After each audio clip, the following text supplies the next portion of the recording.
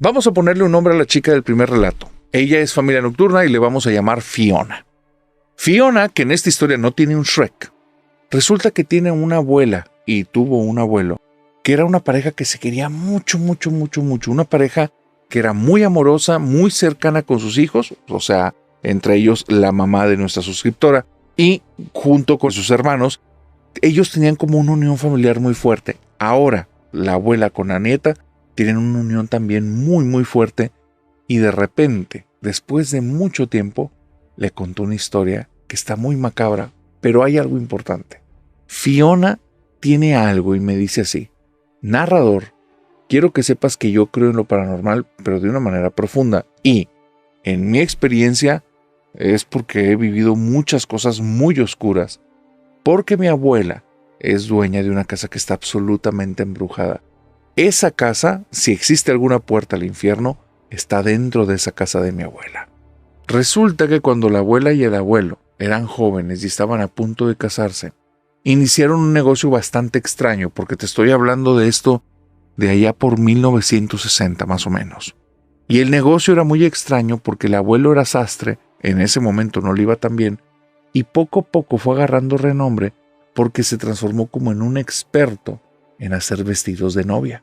La abuela fungía como un tipo de relaciones públicas porque contactaba primero amistades, personas cercanas, y se iba trayendo poco a poco a las personas, mujeres, que iban a querer en un futuro el vestido de novia, pues obviamente para su boda o para alguien o para el de alguien conocido. Pero también, por otro lado, ella era la secretaria del abuelo y estaba al pendiente como de todos los movimientos económicos, todas las necesidades que se iban presentando. Y ella, un día, cuando ya habían acumulado cierto nivel de fortuna, le dijo que necesitaban brincar a una casa bastante más grande porque el lugar que estaban rentando era muy pequeño, no daba el renombre, no daba como la imagen que necesitaban, y necesitaban algo que fuera mucho más ostentoso, llamativo, grande, y se decidió por una casa grande, una casa que tuviera muchas habitaciones, y cada una de las habitaciones se iba a transformar en un tipo de vestidor en el que las novias pudieran ir a probarse sus vestidos. La idea era tener tantas novias a la vez que iban a ocupar muchísimos cuartos.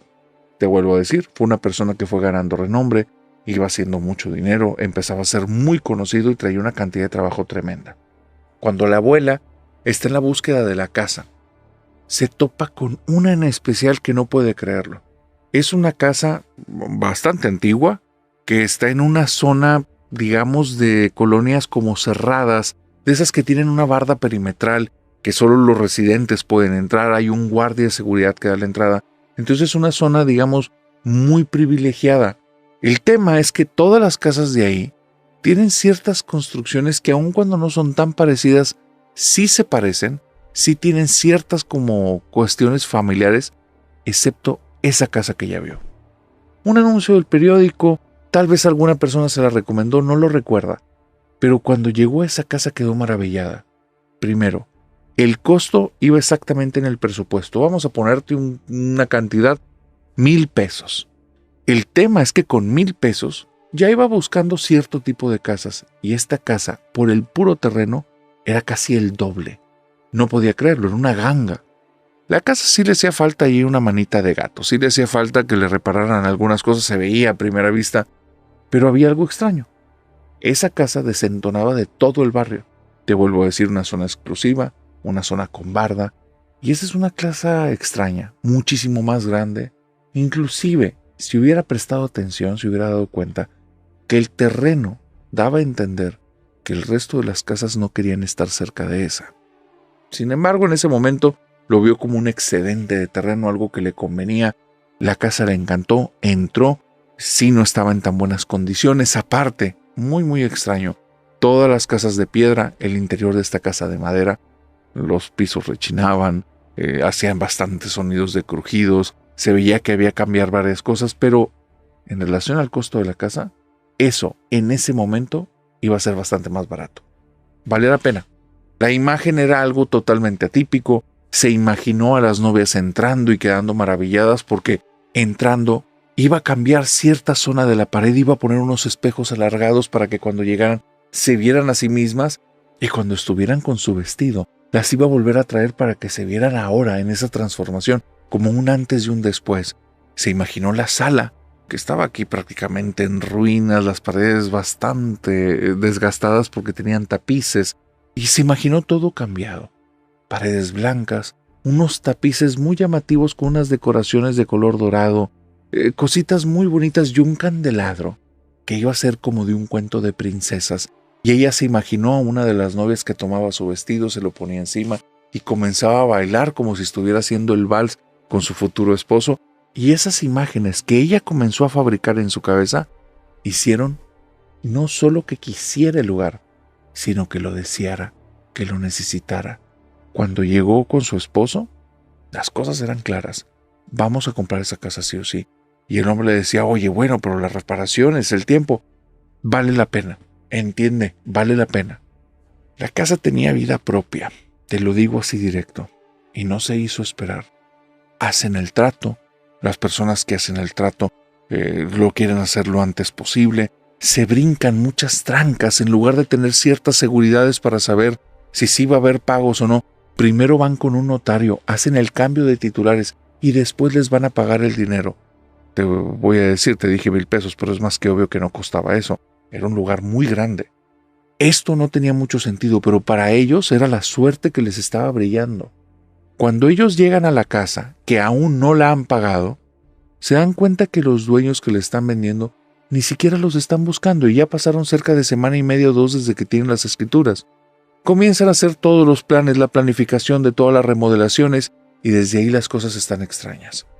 Cuando suben al segundo piso, es la primera vez que ocurre, pero no va a ser la última. Al llegar a la habitación principal, que esta mujer vio pero no se acuerda con detalle, hay algo muy raro en una pared. Y eso no lo recuerda haber visto. Es la pared que da, digamos, al área norte, la que apunta hacia el norte, y esa pared que estaba totalmente despejada, ahora tiene una puerta. Y es una puerta oscura, es una puerta que contrasta. La pared que tiene estos tapices dañados es un tapiz medio verdoso, como con un color que en algún momento fue como algo parecido a la esmeralda, cada quien sus gustos, pero ahora tiene ahí una puerta negra que es rara. La parte de las bisagras son doradas, son muy llamativas, parecen como algo hecho por un artesano, donde debería de haber un pomo, una perilla, alguna cerradura, no hay nada, y simplemente está ahí. Se ve como empotrada, como metida en la pared. Ella está viendo eso, voltea con su esposo y le dice, ¿crees que le demos algún uso? Y el esposo le dice, no, está muy rara, se ve vieja, mucho más vieja que la casa. Y ella dice, sí, yo te juraría que no estaba aquí cuando vine, pero bueno, hay que ver a dónde nos lleva, hay que ver con qué parte de la casa conecta, y así está la cosa, ¿no? Vemos qué hacemos. Siguen tomando apuntes y cosas de lo que van a hacer.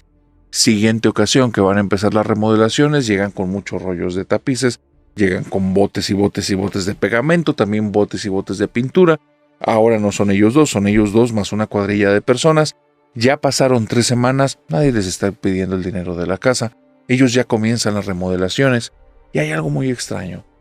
Los vecinos, cuando los ven, se santiguan y cuando se les quedan viendo mucho tiempo, agachan la cabeza como si hubiera ocurrido algún tipo de tragedia, como si te dijeran lo lamento. Dirigen la mirada a otro punto y siguen con su vida normal. Ningún vecino se ha acercado. Ellos tampoco porque traen prisas. Se parecen un poquito a su narrador el día de hoy, pero traen prisas. Necesitan que la casa quede bien. Necesitan que todo esté en orden. Y el tiempo apremia porque ellos tienen un negocio y días que no están dedicados al negocio, día que se les están perdiendo novias y no está entrando efectivo y puede perder renombre esta persona. Así es que bueno, están con toda la remodelación. No han pasado ni siquiera 2 días cuando uno de los trabajadores se lo topan afuera de la casa. Está él con un pitillo, con un cigarro, está fumando y fumando. La mitad del cuerpo lo tiene pegado al carro y entonces lo ven que voltea a un lado y a otro de la casa y se separa del vehículo en el que está. Y comienza a caminar y le da una vuelta a la casa, y le da otra vuelta a la casa, y le vuelve a dar una vuelta. Y se vuelve a reclinar en el carro, y se vuelve a poner el cigarro.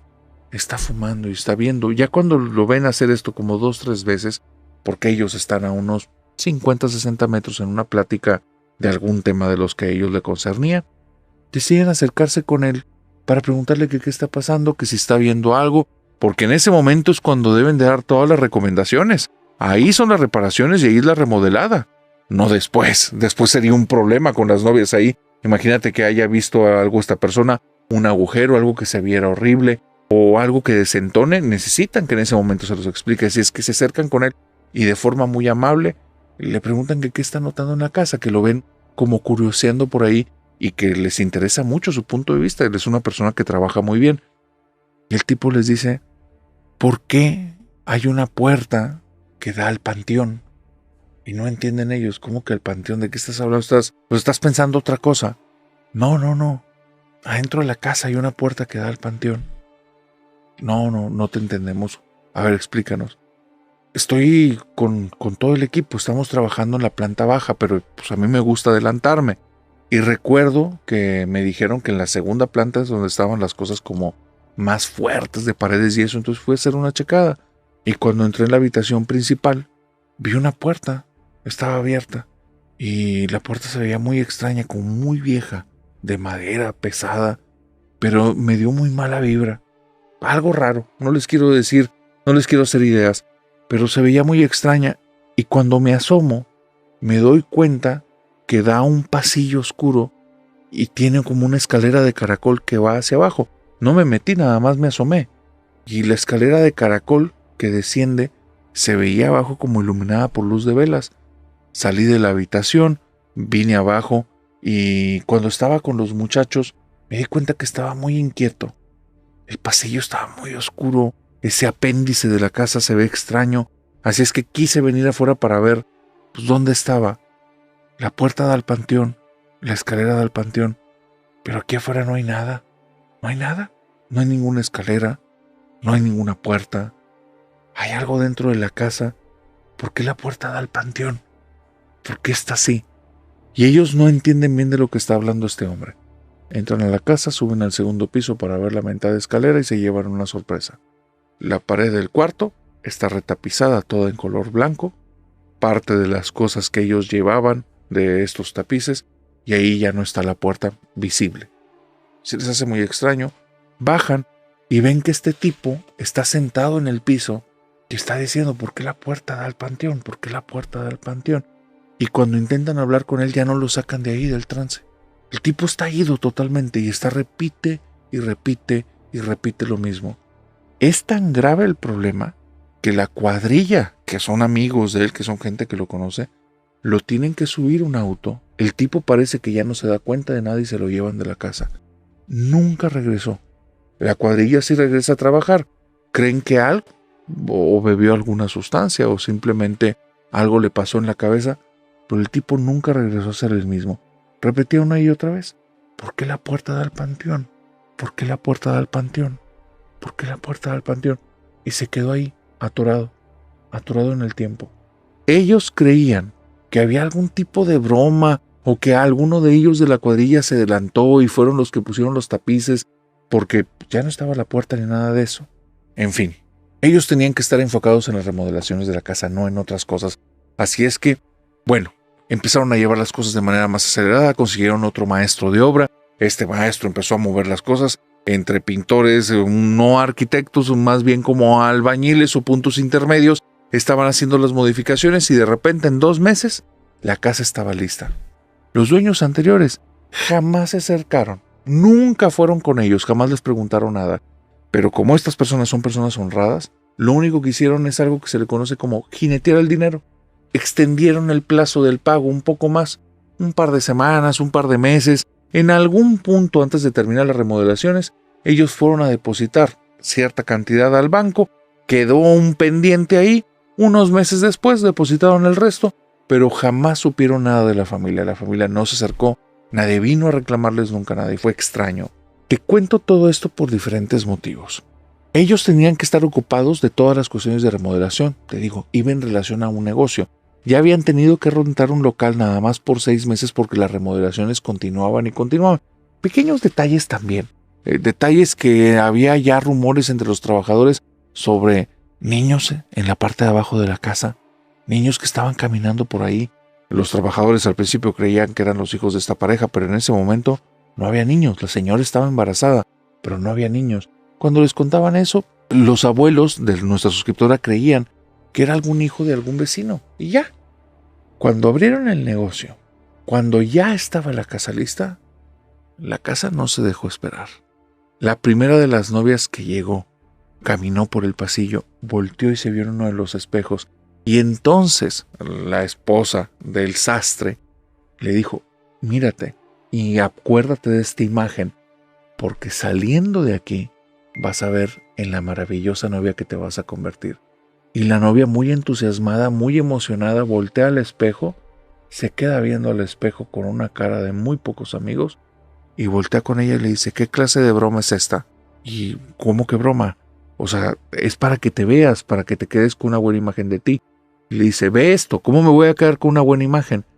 Y es algo muy raro, pero cuando ambas se voltean a ver al espejo, y esto es la primera y única vez que ocurrió, se ven distorsionados.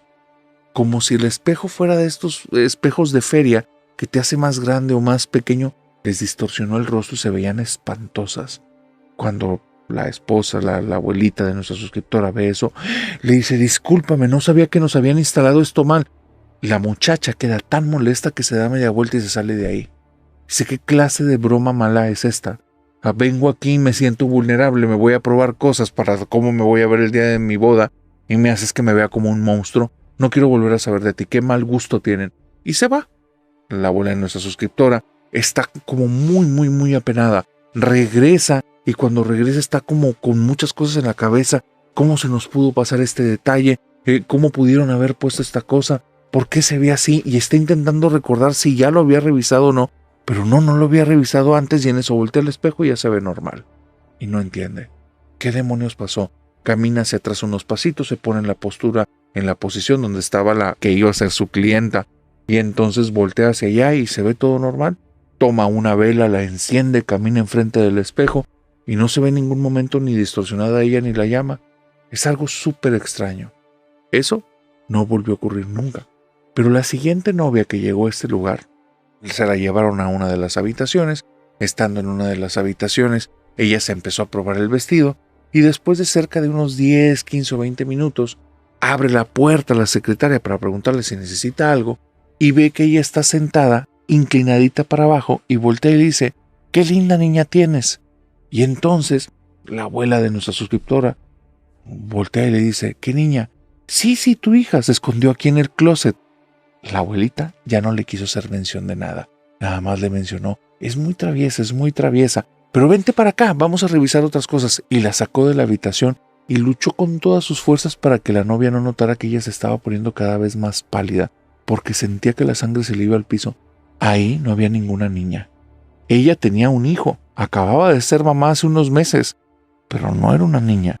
Y esa niña, cuando ya le dio un poquito más de la descripción, el susto fue incrementándose. Era una niña que ya habían visto los trabajadores y jamás se la había topado ella, y ninguno de sus vecinos tenía una hija con esa descripción. Bajita, cabello rubio, cara sumamente pálida y ojos azules. Ni idea. La ropita era muy distintiva. Blanca, como si fuera ella algún tipo de primera comunión, bautizo o algo así. Un vestido como de fiesta, pero muy antiguo. Aquí hay una situación que no te mencioné. El trabajador, ¿te acuerdas? El que te dije. El que estaba fuera de la casa, el que se queda ensimismado, que se lo tienen que llevar. Bueno, él menciona lo del panteón. Y ellos no hacen hincapié en el tema del panteón. Hacen hincapié en el tema de la escalera y hacen hincapié en el tema de la puerta y cuando entran, pues está tapizada la pared y ya no está esa puerta y bueno, eso que te conté. El tema es que ellos no hacen hincapié en el panteón.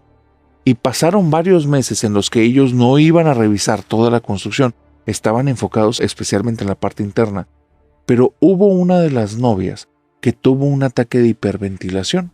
Cuando estaba dentro de la casa, algo sucedió, que empezó a respirar y decía que le faltaba aire. La sacan de ahí, se la llevan al patio y cuando esté en el patio, se les queda viendo ella, pero con una cara, pero es una cara de los quiere linchar y ellos la ven de una manera en la que no entienden, y con ellos me refiero a abuelo y abuela de nuestra suscriptora, el sastre y su esposa, se le quedan viendo como sin entender, y entonces la novia, asustada, pero ahora como con una combinación de enojo, tristeza, odio, señala para enfrente, y es la primera vez, después de casi un año de estar ahí, que se dan cuenta que sí, el patio en una de las zonas de la casa, justo la pared de donde aparecía esa puerta, da directamente a un panteón. Ahí, adentro de la colonia, hay un panteón. No sé el tema de regulaciones, no sé cómo demonios eso pudo pasar, pero adentro había un panteón. Un panteón que tiene rejas y un panteón que no tiene puerta para entrar. Es una reja que parece que lo está separando del resto de la colonia, pero no son paredes, no son muros y no hay puerta. La reja no tiene divisiones, solo hay lápidas. Cuando ella, la novia, señala para allá, la secretaria, la abuela, se le queda viendo a su esposo, el sastre. Los dos voltean al panteón y se quedan viendo el uno al otro sin saber qué hacer. La novia, con la ropa de novia, regresa alzando la parte de abajo de la falda, regresa caminando fuertemente hacia la casa y en menos de 5 minutos está otra vez vestida y se va de ahí y dice: solo a ustedes se les ocurre poner un negocio de vestidos de novia al lado de un panteón. ¡Qué par de idiotas! Me voy a encargar que todos sepan. Y la mujer no echó una amenaza en falso. Empezó a hablar con todas las personas que conocía y era el primer tema que sacaba. Y hablaba con tal desprecio que el negocio se les fue abajo. Todo lo que habían invertido, todos los cambios que habían hecho, se fue directo a la basura, porque ya nadie quería tener trato con ellos. El sastre, que era tan bueno haciendo eso, empezó a tener un nombre pero tan malo que tuvo que buscar otros trabajos y en menos de 5 o 6 meses ya llevaban una vida regular. Y esa casa, esa zona que era para los vestidos de novia, se transformó en su hogar. Y ahí es donde comenzaron las pesadillas. El antesastre, su secretaria, que es la abuela de nuestra suscriptora, y su primer hijo son los primeros residentes de la casa. Se tienen que quedar a vivir ahí. Y te puedes imaginar lo extraño que es vivir en una casa que no fue pensado para que sea casa, sino para que sea negocio. Cada una de las habitaciones son habitaciones como temáticas. Son habitaciones que parecen el castillo de una princesa, la habitación de la sala de un castillo y cosas de ese tipo que ahora viviendo ahí son raras. Pero ¿qué puedes hacer? Vas a invertir más comprando pintura, pintando, retapizando y ya no hay dinero para invertir. Las cosas no van tan bien y hay un nuevo bebé en puerta. La señora está otra vez embarazada. Se tienen que adaptar a cositas. Se tienen que adaptar a situaciones muy extrañas. Los pasitos de niños que surgen en las escaleras es algo que tienen que hacer como si no pasara. Las voces que suenan en la habitación en la que esa novia estaba platicando con una niña y no son voces de niño, tienen que hacer también como si no estuvieran. ¿Por qué? Porque cuando abren la puerta y no se topan con nada, da más miedo que simplemente hacer o venderse la idea que hay algún familiar o que alguien está platicando ahí sin pensar que está dentro de tu casa, en una de las habitaciones que se supone que están vacías, en la que más de una persona ha visto lo que parece que es un fantasma. El tiempo va avanzando, la familia va creciendo. Todos los hijos que tuvieron ese matrimonio se tuvieron que acostumbrar a la casa. La casa tenía cosas extrañas, tenía sorpresas para todos. Desde una ocasión en la que abrieron el refrigerador y el refrigerador estaba vacío y cuando lo vuelven a abrir están todas las cosas ahí. Desde un niño que durante horas no lo encontraron para después encontrarlo arriba de su cama dormido, justo como tenía que estar, pero probablemente debió haberse despertado 5 horas atrás que me iniciaron la búsqueda y con todo el ruidazo, la apertura y la cerrada de puertas y más de uno de los papás y hermanos que vieron la cama y ahí no había nada. Eso también fue otra de las cosas medias extrañas. Cada uno de los hijos tenía sus historias. Cada uno de los hijos les había pasado cosas diferentes. Eso hizo que con el paso del tiempo, la casa tuviera sus propias leyendas. Desde jamás vayas a invitar a personas cuando haya luna llena, hasta a esta casa no le gustan los crucifijos. Tenía sus propias historias, ya la familia se había acostumbrado. El niño mayor, el primero que nació cuando justo acababan de comprar el lugar, ese niño ya tenía 16 años. Ya había pasado toda una vida. Los otros 3 o 4 hermanitos, porque era una familia relativamente media extensa para la época, ya estaban también acostumbrados. Los papás se habían acostumbrado en que en ocasiones platicaban con niños que no estaban ahí. Se habían acostumbrado que en más de una ocasión hablaban acerca de la puerta. ¿Te acuerdas los tapices, esos blancos? En algún momento Dicen los niños que al entrar en el cuarto, todos los tapices estaban intactos, excepto en la parte en la que estaba ahí una puerta muy oscura de madera, con esas bisagras de color dorado como hechas por alguna persona que sabe hacerlas perfectamente bien, un artesano, y una puerta que siempre permanecía cerrada, que no tenía pomo, no tenía cerradura, y estaba ahí, metida en la pared. Los niños no se acercaban nunca al panteón, decían que veían cosas, y la vida fue avanzando.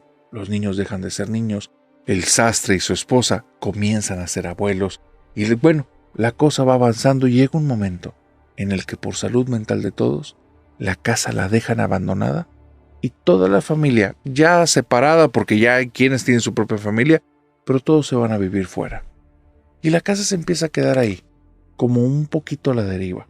Y es entonces cuando entra nuestra suscriptora. Nuestra suscriptora es hija de la segunda nena que tuvo ese matrimonio. Había escuchado que la abuela tenía una casa abandonada, que era una casononona, y que sus tíos habían tenido muchas experiencias extrañas en la casa. A todos les preguntaba las experiencias, pero nadie quería hablar. Hasta que ya fueron pasando los años, esta chica cumple como 15, 16, 17 años, y la abuela le empieza a contar las historias. Dice ella que cuando empezó a escuchar estas historias, para ella fueron como los cuentos de la abuela. Pero a sus 16 años, tiene un novio y le pide a la abuela que si le puede prestar las llaves de la casa porque quiere ver si echa a andar un proyecto. La abuela le dice que no le conviene, que ese lugar no es bueno, que ese lugar tiene como una vibra mala y que nadie que ha estado ahí como que termina tan bien. El abuelo murió joven, los muchachos todos tenían historias y muchas eran bastante aterradoras, vuelvo a decir, no las querían contar, pero la abuela le advertía que no lo hiciera. Sin embargo, fue tan insistente que en algún momento, al final ya una persona mayor y una persona que ya tiene mucho tiempo viviendo fuera de la casa, cuya mente le dice que esas cosas probablemente fueron cosas de su imaginación del pasado, le termina cediendo las llaves a esta chica y se va con el novio pensando que ya tiene como una casa para reuniones de amigos, para hacer cosas que en ocasiones hacen los novios. Entonces va con el novio para allá. En ningún momento piensa que es una casa deshabitada por años, que no sabe cómo esté la colonia, que no sabe si hay malvivientes viviendo adentro o que si alguien tomó posesión del lugar o que se puede estar en tan mal estado que lejos de una aventura romántica o amorosa están a punto de vivir una historia de terror y del terror más asqueroso que te imagines, con insectos, telarañas, polvo, hongos y cosas de ese tipo. No pensó en nada de eso. Ella se fue a la aventura, va con su novio, llegan a la casa, abren la puerta y se topan con una de las realidades más impactantes, sorprendentes y probablemente aterradoras de manera extraña que te puedas imaginar. La casa, en el momento en el que abren la puerta, está inmaculada. Parece como si alguien, durante los últimos 10, 15 años, la ha estado limpiando continuamente sin que se le pase un solo día. Pero hay algo muy raro. La abuela le contó que con el paso del tiempo, quitó el candelabro, quitó el espejo que estaba en el pasillo, fue cambiando los tapices, lo transformó en un hogar, aunque no duraba mucho porque ahí pasaban cosas raras. Pero cuando ella abrió la puerta, los tapices eran blancos. El espejo que estaba ahí, que distorsionó a esa novia, estaba otra vez. Y ella lo reconoció porque cuando caminó con su novio, se vieron distorsionados en el espejo y dijo, es este el de la historia de la abuela. Se meten en la sala y hay un candelabro. Nada de esto tiene sentido. La abuela se deshizo según sus historias, o tal vez todos son cuentos de la abuela. Todos son historias que ella ha estado pensando. Ella tiene una idea. Está segura entonces que hay o no hay una puerta en el segundo piso, pero si hay una puerta y si esa puerta conduce a algún lugar, ella lo quiere conocer. Sube al segundo piso.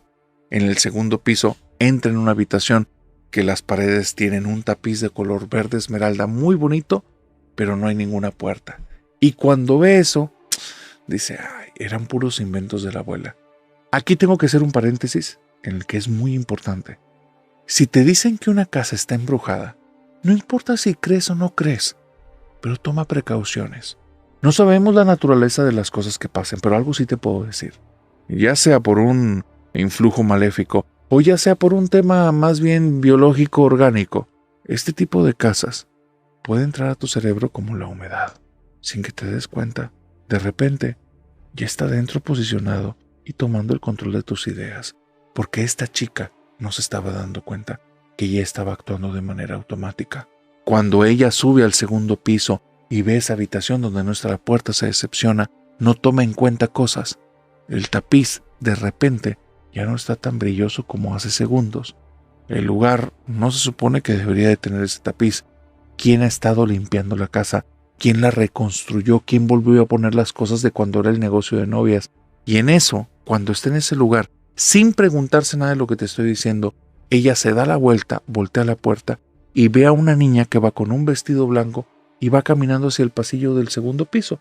Va caminando hacia una de las habitaciones y entonces la ve y sale y le dice: oye, ¿tú vives aquí? Te vuelvo a decir, para una persona cuerda que entiende perfectamente lo que está sucediendo, creo que lo normal hubiera sido que huyas, que salgas corriendo. No tiene nada que ser una niña que te han contado en historias que desde hace muchísimos años parece que habita esa casa. Pero ya, cuando la casa tomó posesión, cuando el influjo ya está en tu cabeza, la lógica no es algo en lo que puedas confiar. Cuando le habla a la niña, la otra niña se mete en una habitación, solo voltea y le sonríe, y esta chica va buscándola. El novio está gritando desde hace 5 minutos, sube las escaleras corriendo, y cuando sube las escaleras corriendo, la ve que está a punto de entrar a una habitación, agarra a su novia y le dice: vámonos de aquí. Y ella le dice: ¿por qué? Y le dice: porque está muy sucio y nos puede hacer daño estar aquí. Y ella tarda en reaccionar cuando se da cuenta que todo el pasillo está lleno de telarañas, está todo el lugar muy precario, con una cantidad de polvo espantoso. Van caminando por el pasillo y de repente ella, en este estado como de estupor, de shock, de entender qué sucedía, como en algo que la está moviendo y que ella cree que es ella misma y todo revuelto en la cabeza, el novio, que la lleva por los hombros, se queda detenido volteando en la habitación de los tapices esmeralda y le dice: ¿qué es esa puerta? Y sin darse cuenta el novio ya está caminando hacia allá. La puerta está abierta y se logra ver como unas luces, como si hubiera velas prendidas en la parte de abajo, porque hay reflejos de sombras en las paredes y se ve donde inicia un barandal. Y él dice: mira, hay una escalera de caracol, ¿por qué esta puerta da al cementerio? Y donde dice eso, ella pega un grito porque se acuerda de la historia de su abuela, se le pega a él en la cara y quiere que reaccione, pero él está como que sí intentando prestar atención, pero una parte de su mente se va y le dice: reacciona, vámonos de aquí, vámonos de aquí. Y él en algún momento parpadea y le dice: ¿qué pasó? ¿Qué pasó? ¿Dónde estoy? ¿Dónde estoy? Le dice: estamos en el segundo piso, vámonos de la casa. Salen de ahí corriendo y ella, cuando va bajando, está en shock. Ese espejo que estaba ahí, el espejo que distorsiona, y no hay nada. Hay una pared despintada que tiene muchos años sin que nadie la haya tocado, y todo lo que hay en ese lugar tiene muchos colores, pero ninguno es blanco. Sigue caminando por el pasillo está asqueroso lo que le sigue. Hay bolsas de papel, bolsas como de cosas que se han utilizado, como si en algún tiempo hubiera vivido alguna persona en situación de calle, o si grupos de personas hubieran hecho fiestas allí y hubieran dejado toda la basura aventada por todas partes. Y justo antes de llegar a la puerta, voltea a la derecha el cuarto del candelabro, y ahí no hay nada. Hay un sillón mohoso que está en medio de la habitación, y lo que hace que la piel se le ponga chinita es que hay una persona sentada en ese sillón que se ve asqueroso. La persona voltea y le sonríe. El problema es que esa persona, puedes ver perfectamente el torso y las manos, pero no tiene pies.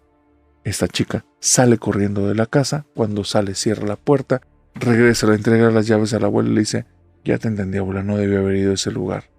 El muchacho se recuperó bien, pero parece que cualquier cosa que hace que esa puerta se abra y se cierre es algo que le interesa muchísimo: tener control de tu conciencia y llevársela con él.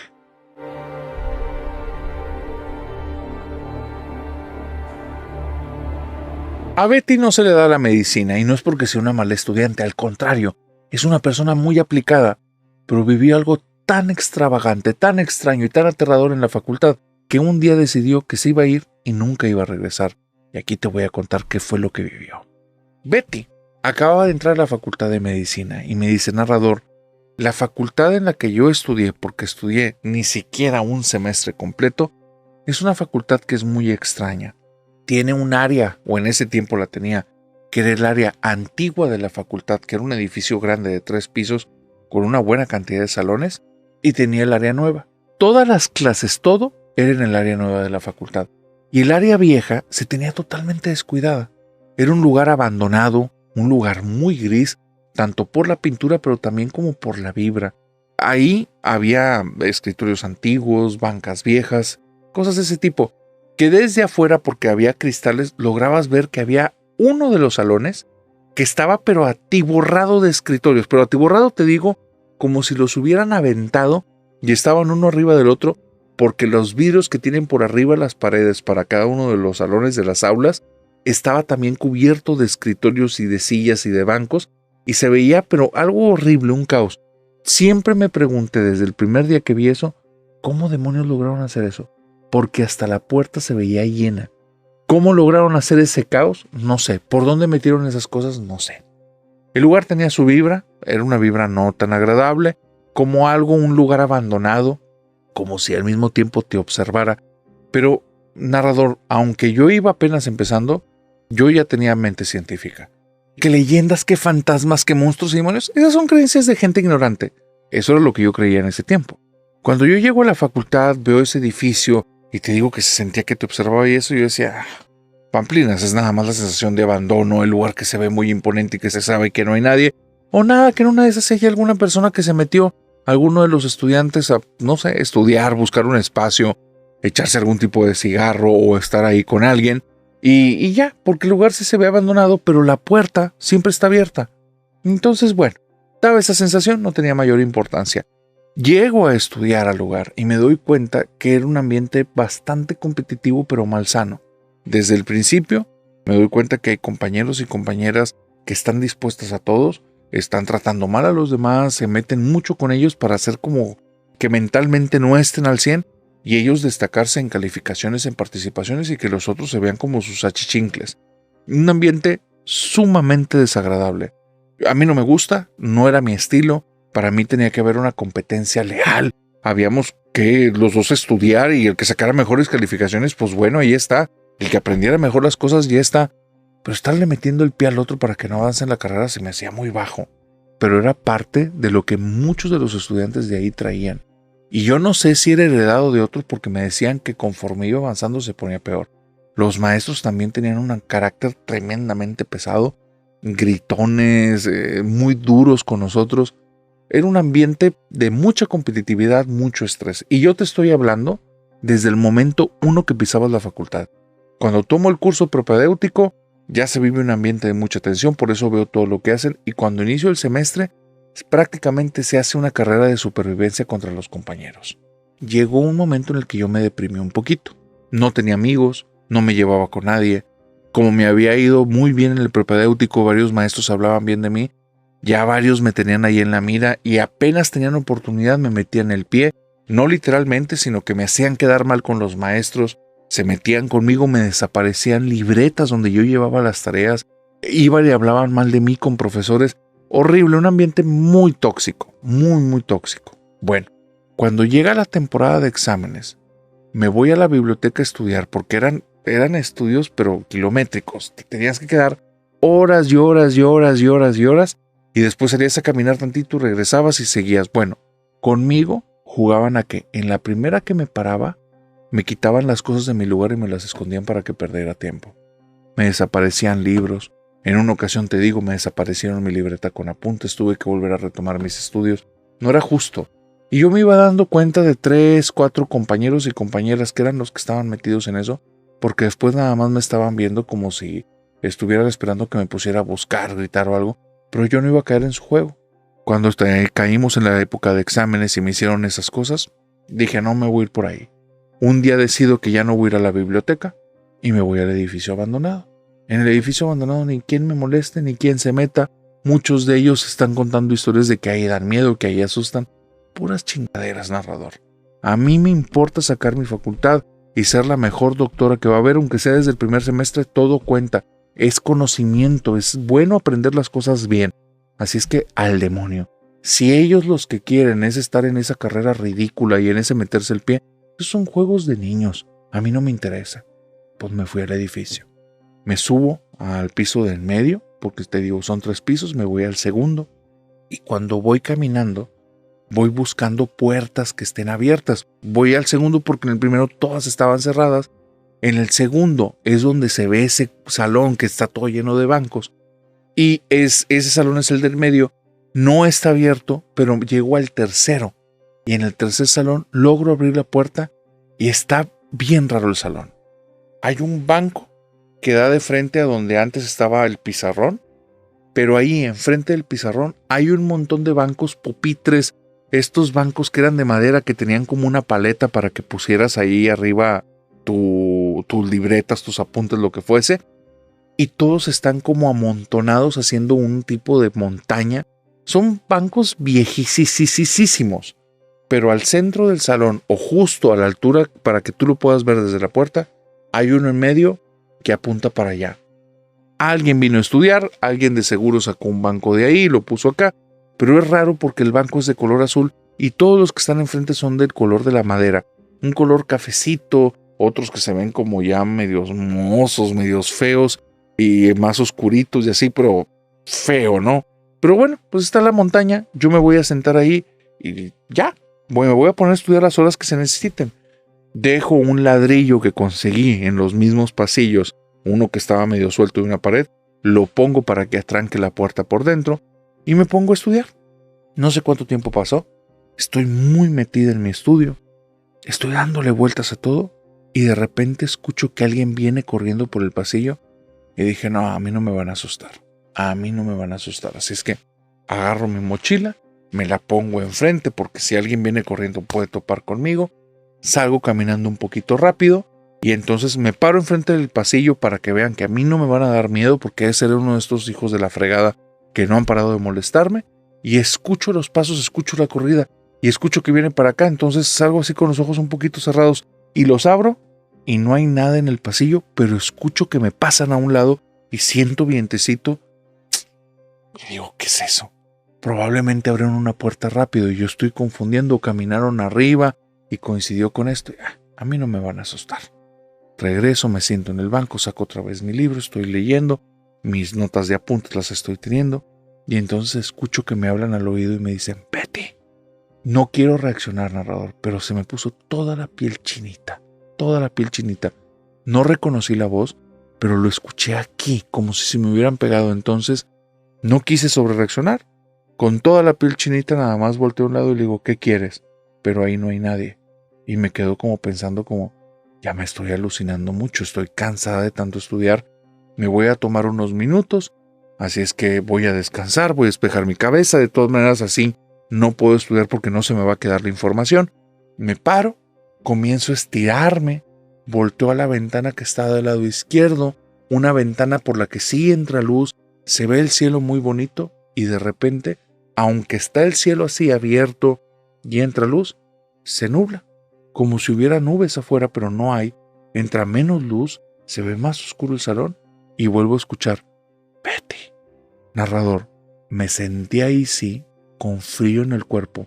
No sé explicarte exactamente por qué es esa reacción, pero fue miedo puro. Fue algo muy raro. Sentía que ahí había algo y que no era una persona, que era algo malo. No sé cómo decirte qué era lo que sentía, pero entre mi panza, la boca del estómago y la garganta había una sensación de algo que se estaba moviendo. Me empezaron a dar agruras, empecé a sentir mucho miedo, empecé a sentir una necesidad de huir, pero ya, y al mismo tiempo era una curiosidad de saber qué estaba pasando. Muy raro. Vuelvo a escuchar por tercera vez Betty, y cuando escucho Betty, ya hablo fuerte y digo, ¿qué quieres? Pero ahora sí escucho que viene ahí, de los bancos que están todos en pila, que en esa montaña de bancos y sillas y todo eso. Entonces me acerco lentamente y justo en medio de los bancos veo como si en medio de todo eso estuviera una persona, que es una mujer de cabello rubio, en la boca tiene unas marcas como si estuviera con sangre, arriba de la cabeza tiene algún tipo de capucha negra y sus ojos son de un color miel, un color como bonito pero a la vez muy penetrante, y me sonríe y me vuelve a decir, Betty. Pero la voz es de hombre. Es como si escuchara un anciano. Nada más veo eso. No hay manera que una persona esté allá adentro. No hay manera. Están todos apilados. Y yo acabo de ver un rostro que me ve directamente a los ojos. Narrador, el corazón se me aceleró. No, ya no pude, o sea, ya no estaba como racional. Dejo mis cosas ahí y me agarro corriendo. Todo el piso del medio voy. Corre. Bajo las escaleras corriendo. Dejé todas mis cosas allá, como te digo. Y entonces cuando cruzo el umbral de la puerta, nada más cruzo eso y me acuerdo que dejé todas las cosas y me paro en seco y estoy como llena de mucho miedo y escucho la voz de un señor que dice: jovencita, ¿qué está haciendo aquí? ¿Está bien? Y entonces volteo, no sé cómo me vio, que me dice: tranquila, estoy vigilando, tranquila, todo bien. Y le digo: sí, guardia, pero hay algo raro. Es el primer guardia, y no sé si era tema de mi facultad, o fue la idea que me hice, que estaba vestido de traje. Traía un traje gris, una corbata negra, un sujeto que se veía muy elegante. Y le digo: sí, guardia, todo bien, perdóneme, me asustaron. Y me dice: ¿dónde estabas? No, en el piso del medio, al final. Ah, el cuarto de los nombres, ¿te hablaron? Sí. ¿Te acercaste al banco? Sí. ¿No la tocaste a la señora? No. Ah, entonces no te preocupes, no pasa nada. ¿Qué pasa? ¿Estás todo bien? ¿Hay algo más?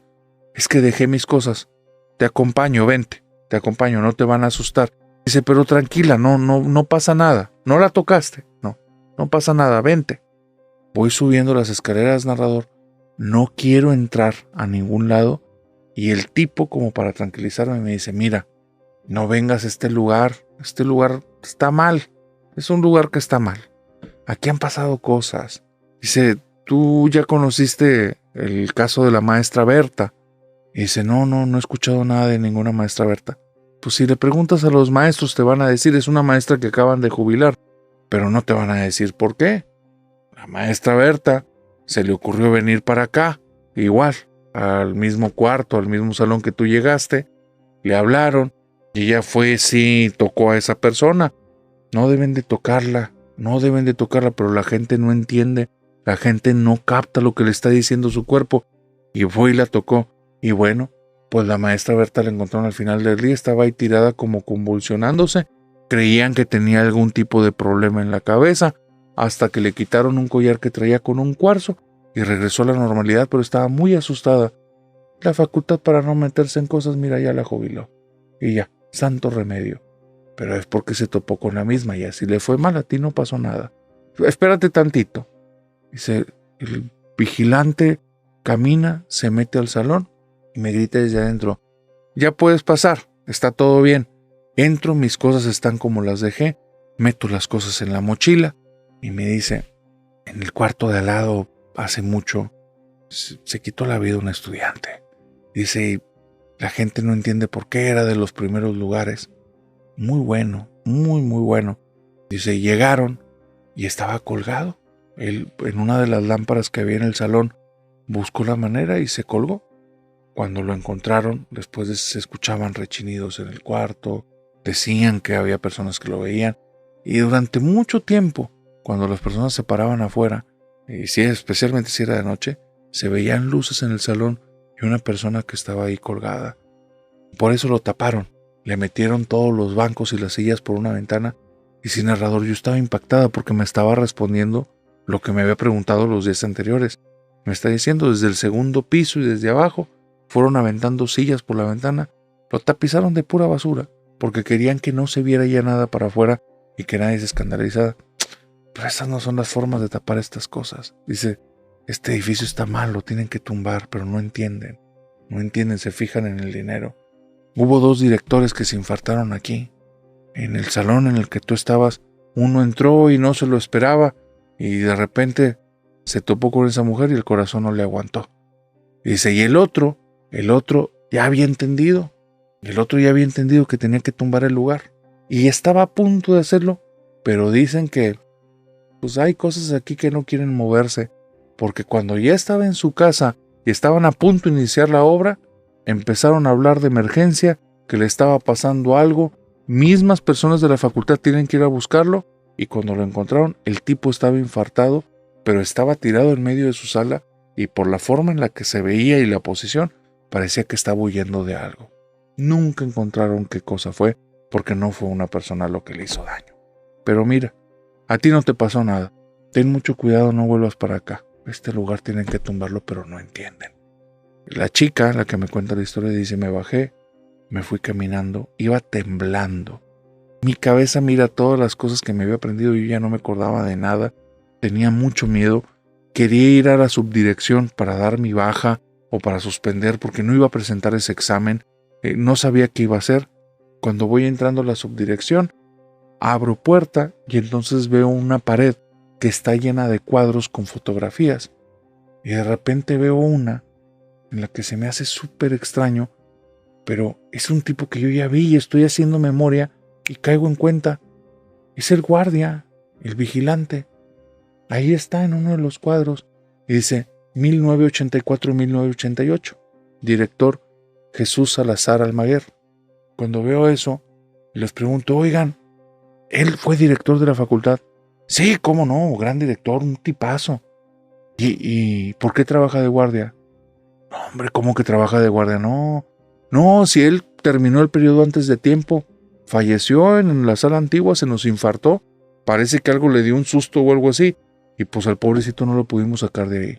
Dice, y narrador, me quedé fría, ese día no di de baja la materia, me di de baja de la facultad, y yo desde ese día dije, Betty, para ti no es la medicina.